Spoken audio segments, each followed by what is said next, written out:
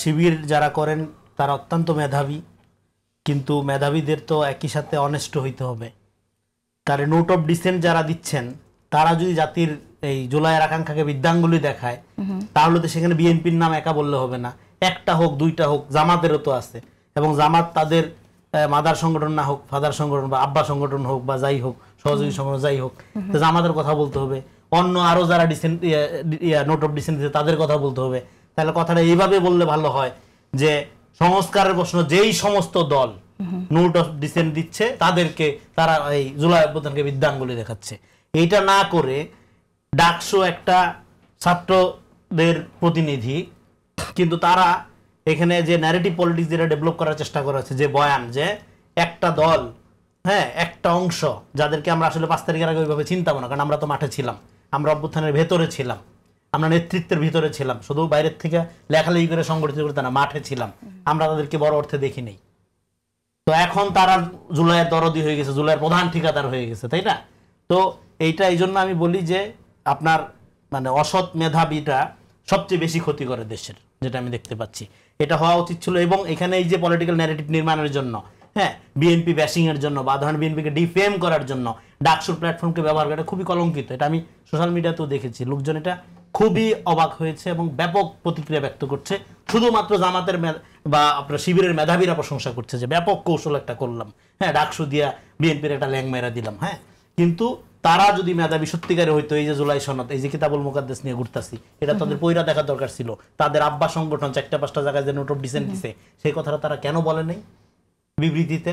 যে জামাত বিএনপি সহ অন্যান্য দল যারা নোট অফ ডিসেন্ট দিয়েছে তারা জুলাইয়ের গণ আকাঙ্ক্ষার উপর বৃদ্ধাঙ্গুলি দেখাচ্ছে, এইভাবে বলবে কথাটা।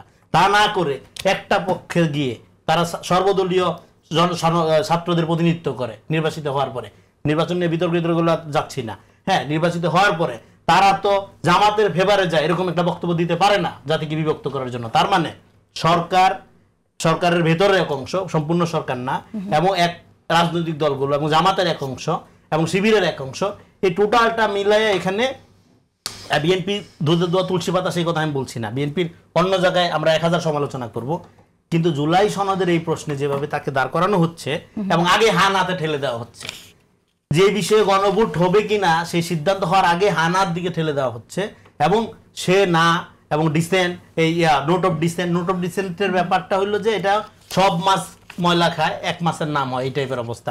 নোট অফ ডিসেন্ট তো প্রায় সব দলই দিছে কোনো না কোনো পয়েন্টে, হ্যাঁ বিএনপি হয়তো বেশি দিছে, কিন্তু যে ধরেন প্রধানতম জায়গা আমি আপনাকে ধরেন এখানে আমি একদম ধৈর্য দেখাচ্ছি, হ্যাঁ ধরেন, আচ্ছা আমি আসবো, আপনি বের করেন, আপনি বের করেন, আমরা জানি 2 নাম্বার ধারা যে নোট অফ ডিসেন্ট ধরেন আপনার, হ্যাঁ এই যে নাগরিকদের পরিচয়ের ব্যাপারে যে নোট অফ ডিসেন্টটা দিছে, হ্যাঁ একদম একদম শুরুতেই সংস্কারের ধারা, এখানে দেখেন 3টা দল দিছে, 3টা দল এই কথা, এটা তো আপনার খুবই সুন্দর। এই যে এখানে বলা হচ্ছে বিদ্যমান সংবিধানের অনুচ্ছেদ 6(2) বর্ণিত বাংলাদেশের জনগণ জাতি হিসেবে বাঙালি এবং নাগরিকগণ বাংলাদেশী বলিয়া পরিচিত হইবেন, বিধানটি নিম্নোক্ত প্রতিস্থাপন করা হবে, বাংলাদেশের নাগরিকগণ বাংলাদেশী বলিয়া পরিগণিত হইবে। খুবই সুন্দর। এই বিষয়ে ডিসএগ্রিমেন্ট থাকার কথা না, আমরা বাংলাদেশী নাগরিক আকারে পরিগণিত হবে, এবং বাঙালি জাতীয়তাবাদের একটা ফ্যাসিস্টিক ইসলাম বিদ্বেষী বয়ানের মধ্যে আমরা দীর্ঘদিন ছিলাম, এই বিষয়ে নোট অফ ডিসেন্ট থাকার তো কোনো কারণই নাই। তারপরেও তো এখানে 3টা দল দেখা যাচ্ছে।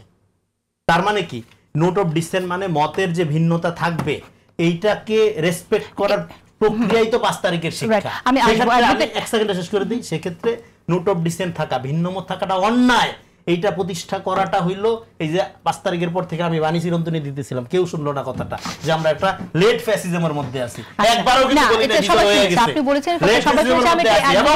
লক্ষণ আমি ধরায় দেই, হ্যাঁ সময় না দিলে মানুষ বুঝবে না, লক্ষণ ধরে দেই কেন বলছিলাম লেট ফ্যাসিজমের মধ্যে আছি। হাসিনা চলে যাওয়ার পর বলছিলাম এই ফ্যাসিজম উইদাউট শেখ হাসিনা, তার সমস্ত লক্ষণ দেখা যাচ্ছে। কারণ আজকে দ্বিমত করাটাই জুলাইয়ের সাথে আপনি জুলাই বিরোধী, ঠিক আওয়ামী লীগ যেরকম কথায় কথায় আপনাকে রাজাকার বলতো, কথায় কথায় আপনাকে 71 বিরোধী বলতো, একই ন্যারেটিভ পলিটিক্স চলতেছে।